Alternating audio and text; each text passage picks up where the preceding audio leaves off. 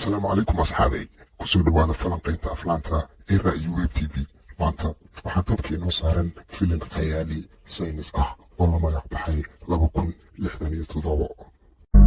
ismaha filimkan waxaa la dejiyey 2067 markii ay dunidu u burburtay wax ku saabsan dhaqan celinta waxaan u sabab ah isbeddelka cimilada dhammaan dhirta way dabargooday haddii la waayo dhirta cadadka oksijiinka ee hawada ku jira wuxa uu sii dabargo'ayaa si xad dhaaf ah dadkana waxay iibsanayaan oksijiin macbil ah si ay u waaraan 99% dunidu waxay noqotay mugdi dadkana waxay u dhimanayaan caburin ayadoo lagu jiro xaaladahan hal magaalo ku taal Australia ayaa waartay waxaana mahaddas leh kambani lagu magacaabo Chronicop Corporation taasoo ay samaysay oksijiin macbil ah si kasta ha ahaatee oksijiinka macbil wuxuu sababay cudur dilaa ah kaasoo lagu magacaabo tirada waqtiga dheer bini'aadamku waxay haystaan sanado kooban ka hor intaysan dabargoyn Ethan White wuxuu ku nool yahay magaalada Australia asiga iyo saaxiibkiisa Jude waxay ka shaqeynayeen kambaniga Chronicop Corporation ayagoo ah makaaniko kambanigana habeen iyo maalin wuu shaqeynayay si ay dadka daawo u helaan Ethan xaaskiisa Santi sidoo kale way jirneed Ethan habeen iyo maalin si adag ay u shaqeynayay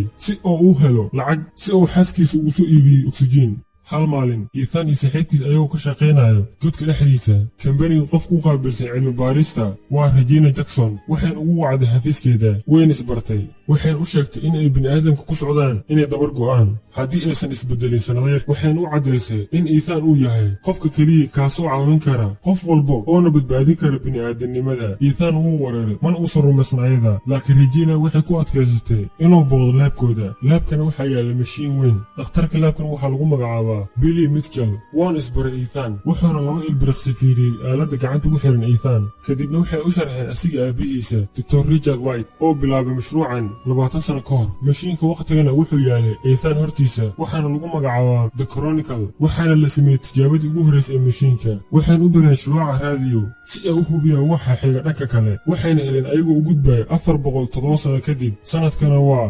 2474 dhulkana wuxuu leeyahay geedo ku filan taasoo joogtayn karto oksijiin ku filan hawada bini'aadamkana way ku noolaan karaan dadkana waxay rumaysteen in bini'aadamka ay sii jiri doonaan sanado badan kadib waxaan u muuqataa inay heleen dhibaatada ka haysatay noloshooda si kasta ha ahaatee howl yaable ayaa ka yaabisay saynisyahanada halka shuucaca ay dirsadeen oo dib u soo laabtay markay fureenna waxay heleen qof mustaqbalka ku nool kaasoo u soo diray fariin asigoo dhahayo soo dira Ethan White marka hadda Regina iyo dhammaan tiimkeeda waxay rabaan inay u diraan Ethan mustaqbalka si oo dawada dib ugu keeno Ethan si ka baxsan ayuu la yaabay mana uusan rumaysan ayaga kadib wuxuu ku fikiray in Regina ay ku xumaanayso inkasta oo uusan rabin inuu ka tago xaaskiisa jirneed asigoo ka aaday mustaqbalka marka wuxuu ka diiday inuu caawiyo kadib Ethan iyo saaxiibkiisa ayagoo casheenayo oo soo iibsaday oksijiin macbal ah Jude wuxuu isku dayay inuu Ethan ku qanciyo inuu ku dhaqaaqo qorshaha oona badbaadiyo bini'aadanimada si kasta haatee Ethan wuu ku qoslaa asigoo leh ma rab inaan noqo sida aabahii oo kale Ethan wuxuu necbay aabihiisa maadaama uusan la joogin 20 sano ka hor aabihiis wuxuu ka tegay guriga asigoo la la'yahay halka hooyadiisa la dilay markuu u yaraa intaa kadib waxaa loo keenay Jude waana soo koriyey asigoo u ah saaxiib ama walaalka weyn wuxuuna ku eedeynay aabihiisa inuu ka tago hooyadiisa si uu soo dhammaystiro mashruuca mana uusan rabin in la soo raaco waddadiisa wuxuuna ka tegay xaaskiisa jirneed si kastaba ha ahaatee Jude wuxuu maamulay inuu ku qanciyo asigoo leh waddada keliya ee aad ku badbaadin karto xaaskaaga waa inaad raadiso dawada Ethan wuxuu soo xasuustay dhalashadiisa sideedaad markii uu aabihiisa diid ahaan ugu keenay bokas qariib ah markii uu gacantiisa geliyey bokaska dhexdiisa aalad ayaa gacanta ugu dhegtay waxay ka keentay dhiig Richardna wuxuu geliyey aalad aan ka foqayn gacanta wiilkiisa waxay ugu jirtay sanado badan laakiin ma garanaynin wax loo isticmaalo kadib asigoo jooga guriga Ethan wuxuu xaaskiisa u sheegay wax walba oo shal lagu dhahay waxayna ku adkaysay inuu baxo subaxdii xigtay Ethan wuxuu u qoray qoraal waan heli doonaa waddanka uu soo laabto wuxuuna ka tagay xaaskiisa kadib wuxuu aaday mar kale xafiiska Regina wuxuuna u sheegay haddii uu soo helo hal dabo wuxuu ugu horreyntii sii doonaa xaaskiisa Regina way ka aqbashay waxaan u waday laabka mar kale Dr. Mitchell wuxuu tusay suudka uu gashan lahaa intuusan geli ka hor mashiinka markii ay bilaabeen inay u sharxaan howlgalkiisa Ethan wuxuu xaqiiqsaday inaysan haysan wax qorshe ah mana u tilmaami karaan wuxuu arki doono ama qofka uu la kulmi doono dhanka kale markii ay u geliyeen suudka waxay siiyeen aaladda AI waxaana lagu magacaabaa Archie arjina waxay tusaysaa laabka iithaan xaaladihiis muhiimka ah waxay kale ka caawinaysaa in la aqoonsado locationkiisa ugu dambayntii waxay ku tuureen gudaha mashiinka dhexdiisa iithaan wuxuu u dhaqaaqaya xawaaro sare asigoo dhex maraya wakhtiga wuxuuna kasoo dhaca cirka wuxuuna ku degtay keen aan la aqoon frikshinka hawada wuxuu ku sabay in suudkiis oo qabsado holac sida ugu dhaqsiyaha badneed uu iskaga siibay kadib wuxuu fiiriyey geesihiisa wuxuuna geesihiisa ku arkayay dabeecad aad u qurux badan wuxuuna ogaaday in dunidu si dhammaystiran isku beddeshay geedaha iyo oksijiinka dabiiciga ah way soo laabteen wuxuuna u socday jiho waxaana hagirtay arji wuxuuna arkay albaabaha nooc ka mid a laakiin indhihiis waxay qabteen qofooftaal iridda horteeda madaxan wuxuu lahaa dulalka xabadda intaas kadib wuxuu fiiriyey magaca jaakadda wuxuuna ka naxay markii uu arkay magaciisa waana qolfoofta iithaan wuxuu kaloo arkay arjiyada qolfoofta wuxuuna ku dhufsaday duubitaanka ugu dambaysay wuxuuna maqlay nin dhahaayo tani waa waddada keliya kadibna uu tooganayo iithaan islamarkiina aaladii way dantay wuuna ka argagaxay wuxuuna aamin inay tahay tan qadarkii uu sugaayey kadibna wuxuu arkay qolfoofta aalada gacanta ugu xirnayd waxayna u agtahay tiisa oo kale markii laga reebay iftiinka cagaarka ah ee ka ifaya aaladda qolfoofta laakiin iithaan waxay ahayd guduud noloshiisoo dhan wuxuuna cunay weli beerey wuuna ku sumoobay iithaan wuuma tagay wuxuuna bilaabay inuu suuxo iithaan wuu soo kacay cambaar kadib wuxuuna la yaabay in juud uu ku arko hortiisa waxayna caddaatay in laabka ay arkeen xaaladda uu ku sugan yahay marka juud ayaa u soo diray mustaqbalka si uu u daaweeyo oo u badbaadiyo xoogaa kadiba iithaan iyo saaxiibkiisa waxay arkeen qolfooftiisa oo meesha ku hartay taasoo micnaheedu tahay in qadarka uu isbeddelayn kadibna waxay isticmaaleen arji si ay u helaan irid kale aalad ayaa iskaan marisay iithaan indhihiisa waxayna u oggolaatay inay galaan markii ay galeenna aalad kale ayaa isu dhoweysay waxayna weydiisay DNA sambal markii uu aqbalay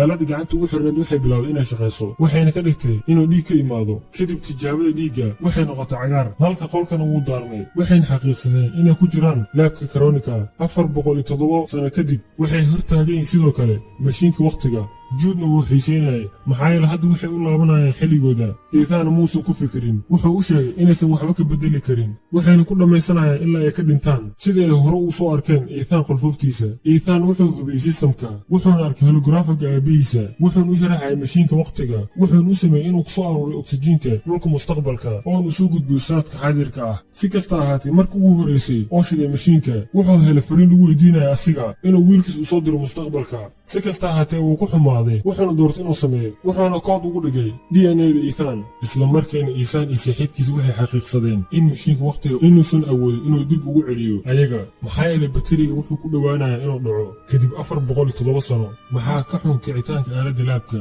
waxay kicisay shaqadeeda waxaan ahayn waana tamarta xarunta nukliyeerka waxaana loogu cagajuglay in qaraxa nukliyeerka uu ka haray 4 saac oo keliya tani micnaheedu waa inay helaan waddo ay ku xallin karaan mashiinka wakhtiga ayna dib ugu laabtaan intuusan nukliyeerka qarxin wakhtiga sigoo ordaay waxay si dhaqsi leh ugu baxeen bannaanka waxayna la yaabeen markay arkeen magaalo duuntay ayna dabooshay dhir cagaaran laakiin ma aysan joogin wax bini'aadana waxayna taasna tusaysaa in dhulka oo bilaabay inuu nafs ahaantiisa soo kabsaday markii ay bini'aadamka dabar go'een qolfoofta bini'aadamka ayaa meel fadhiyeen iithaan wuxuu soo galay guriga xaaskiisa keliya wuxuu arkay waxay ahayd lafaheeda taasoo ka dhigan tahay inuu waayo lamaantiisa juudna wuxuu isku dayaya inuu ku qanciyo inay dib ugu laabtaan sanadkooda maadaama daaweynta jirada aysan u muuqan mid ka jirta adduunka mustaqbalka si kastaba ha ahaatee erayada juud waxay shaki geliyeen iithaan kadib wuxuu daaray arjigeedii daxalaysatay si uu mar kale u daawado duubista wuxuuna aqoonsaday juud codkiisa inuu si sax ugu muuqdo kii asiga tooganayay juudna wuxuu qorigiisa ku aadiyey iithaan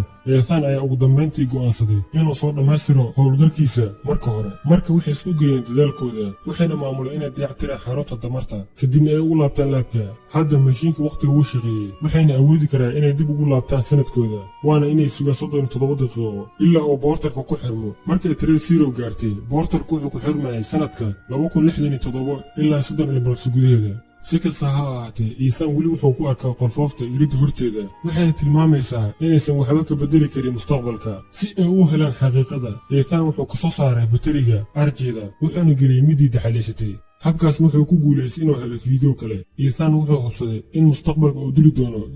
juudna wuxuu qartay inaysan rajo ka qabin inay beddelaan mustaqbalka wuxuuna isku dayaa inuu difaaco iithaan wayna ku adkaatay inuu rumaysto iithaan wuxuu walaalkiisa ku xiray qolka wuxuuna dib u shiday aabihiis hologaraafka maalintii uu dhimanayay wuxuuna ogaaday wada sheekaysigii dhex maray Chronicle Regina Jackson iyo aabihiisa. wuxuuna ogaaday in aabihiis uu rabay in mashiinka wakhtiga uu isticmaalo inuu ku badbaadiyo dhammaan aadanaha asigoo raadinaya dawo, laakiin Regina waxay ugu talagashay keliya inay u isticmaasho mashiinka si ay ugu cararto wakhtiga dhimashada, iyadoo soo dooratay dad kooban. si kasta ha u doortaan qorshe, qof uun ayaa u safri doona mustaqbalka, wuxuuna daari doonaa mashiinka wakhtiga si nabad ayuu kusoo duri doonaa geedo nool. waxayna u baahan tahay howlgal la xiriiro labada dhinac. ayadoo loo eegaa in la joojiyo Regina iyo qorshaheeda, aabihiis wuxuu xiray mashiinka wakhtiga, wuxuuna kood ugu dhigay DNA-da Ethan. ayadoo ka xanaaqsan wuxuu sameeyey Ethan aabihiisa. Regina waxay dishay Ethan aabihiisa, waxayna ku dalbatay Jude inuu dilo Ethan hooyadiisa oona ilaaliyo Ethan. marka maalin uun way u isticmaali doonaan Ethan DNA-diisa si ay u aadaan mustaqbalka. Ethan waxay ku noqotay lama filaan. ninkii uu u haystay walaalkiisa wuxuu noqday qofkii dilay hooyadiisa, wuxuuna rabaa inuu dilo asiga sidoo kale. wuxuuna xaqiiqsaday inuu qalad ka fahansanaa aabihiisa oona si bareera ugu tegin qoyskiisa, asigoo og in Regina ay rabto inay mustaqbalka keento xoogaa dad ay soo dooratay. Ethan wuxuu isku dayay inuu dimiyo mashiinka wakhtiga, laakiin Jude ayaa ku soo cararay si uu u joojiyo Ethan. wuxuuna u caddeeyey in halkan ay u xil saartay Regina si ay ugu hubiso in Ethan loo diro wakhtigii loogu talagalay si loo hagaajiyo cilladda korontada. markii uu Ethan shaqaysiiyey mashiinka wakhtiga, waa inuu dilaa Ethan. si kastaba ha ahaatee, Jude wuxuu xiriir shucuur dhow la sameeyey Ethan sannadihii lasoo dhaafay. markii uu arkay walaalkiisa ahna saaxiibkiisa oo kale oo xaaladdan ku sugan asiga dartiisa, waa dembiile. marka beddelkeeda wuxuu toogtay nafsadiisa uuna dhintay, isagoo ka carooday oona ka qowmameynaya. Ethan wuxuu go'aansaday inuu fuliyo rabitaanka aabihiisa, kaasoo ah inuu daawo u helo oo uuna ka badbaadiyo bini'aadamka cudur ku faafaya. wuxuuna eegay aaladda, wuxuuna arkay fariinta ugu horraysay ee aabihiis uu qoray. wuxuuna qoray fariinta in la soo diray Ethan White. sidaas darteed mar kale ayuu geliyey koodka fariinta,